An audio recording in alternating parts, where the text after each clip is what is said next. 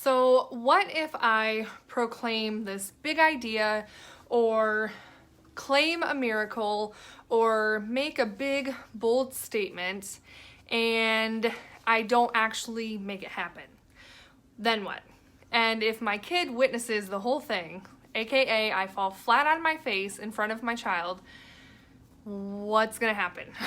So I have an amazing friend who actually shares her story very similar to this concept a lot. My friend Amy she took big, bold, imperfect action, and inside of a private coaching group that we participated in together called The Power of You with Mel Robbins, my friend Amy took a leap and actually asked Mel and her team for a job. And the answer was not yes. So Amy talks a lot about how that step forward, even though it wasn't the desired outcome, made her a stronger person. And remember, closed doors are just closing the doors for things that are not the right thing for you, right? It's just not your opportunity. It's pushing you in the direction that you need to go. So I'm talking about this because you guys saw my vision board post, and I showed you how I hadn't even started yet. Yeah, Amanda, I switched up the color to pink. Anyways, I actually found an old photo. You can tell it's old because I still have my crooked teeth. But I found an old photo and put my face on this bride because, and here's Gizmo because, cats have to be involved. Put my face on this, and I honestly, this kind of scares the shit out of me because Jude's gonna see this. Jude is gonna see that, I also here with my home, I really want our new house this year. I want our home, I want space, and when we get a home, I always tell Jude we can have a dog and the family. So this whole concept is me getting my family united, of course, me finally getting married. I've wanted to be a wife for a really long time, and now in less of a codependent state and more of a, I want to be a partnership. And I have all these ideas about shit I'm going to delegate to Jay the minute he gets home. All joking aside, I'm ready for my family to be together. So I'm kind of that's a big, bold action, honestly, for me. I put these vision boards up right on this wall next to my desk, and I see them every day for the whole year, and Jude sees them too. And so he saw my last year one, and he was around when I was talking about how I did this, and I use these vision boards as a way to stay on track. And the more I'm learning to meditate and really claim my miracles, have you ever heard claim it in Jesus' name? Matthew 21:22, whatever you ask with faith believing, you shall receive. That verse says that. And so I love that verse. I have loved that verse since I became a very faithful person in 2010 and got baptized when I was pregnant. It speaks to me. So it is kind of a big deal for me to be just posting this. Anybody who comes to my house, you see it. And then Jude, my thing is oh, well, what if 2019 is not the year? First of all, we have to shut that down because that doubt creeps, wherever we let doubt in, we push faith out, right? So we have to push the faith back in. All it takes is faith the size of a mustard seed, yes? So it's really I think it's, for me personally, good to put this scary declaration out into the world because it forces me to be faithful. It reminds me of where my faith is. It commands me to walk the talk. And then also, so what if, all right, let's just say it's January 2nd, 2020, and Jay's not home, I didn't get married. Let's just say it happens that way. You know what? I will not regret putting this thing on my vision board because I have now showed my son how to have big faith. I have showed him how to go forward in imperfect action instead of being paralyzed by fear.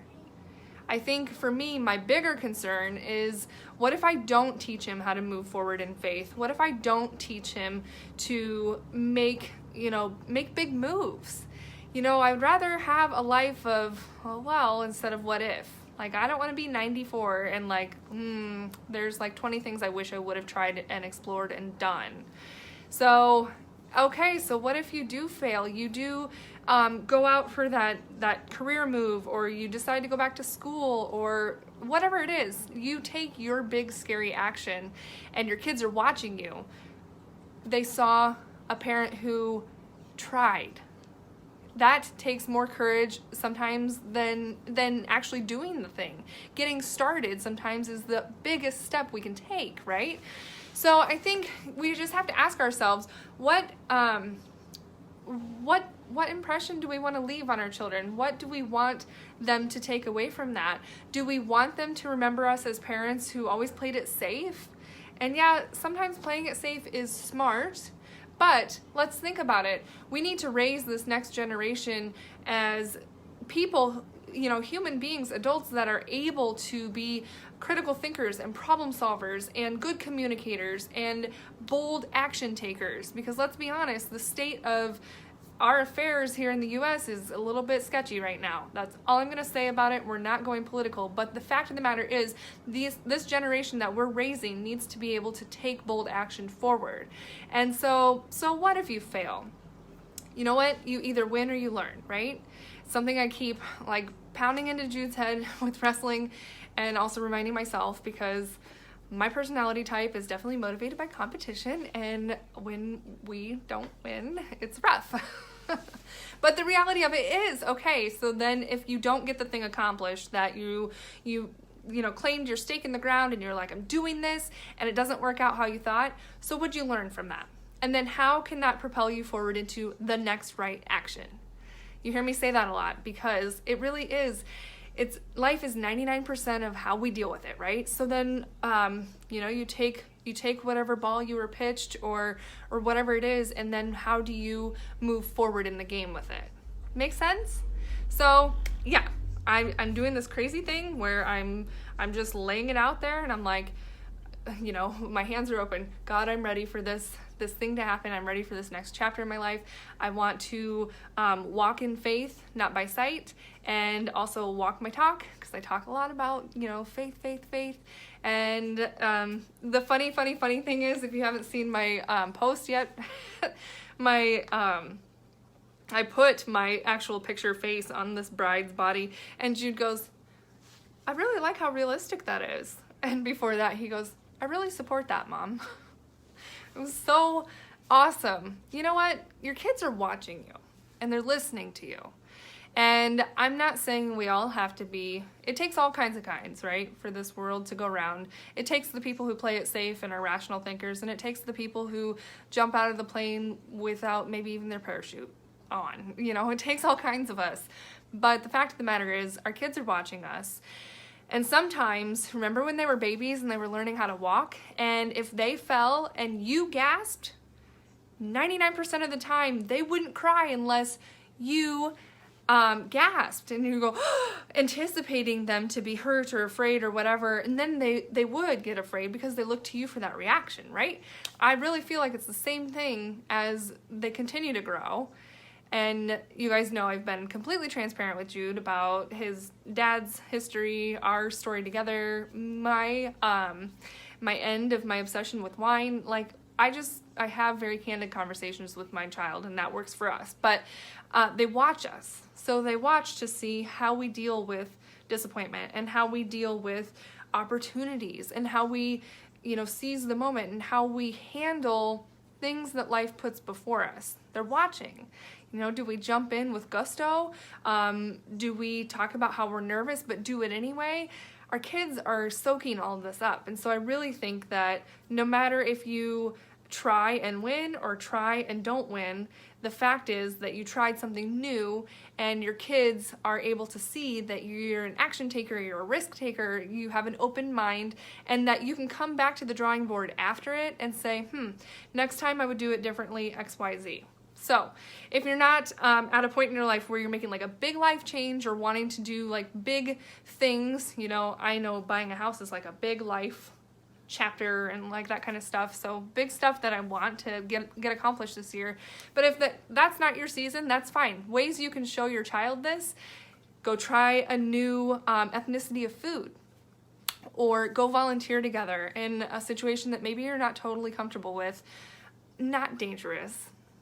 But I mean, like me, I'm more of a money giver. I can like write a check and feel like I'm doing my deed, but honestly, that's another goal this year. Like getting out and doing a soup kitchen or doing like a homeless outreach or whatever it is. But get out of your comfort zone and bring your kids along for that journey so that they can see that you are constantly green and growing and not ripe and rotten, right? It's all about being a lifelong learner and really like holding these experiences and these moments and capturing them, because we can spend our whole day with our nose in our phones, also guilty as charged, or we can get out and create experiences and show our children, you know, how to thrive and not just survive. So, go do something cool. Go do something new. Go try, and I hope you win, because that's my spirit. But if you don't, you'll learn. You either win or you learn. Go live on purpose.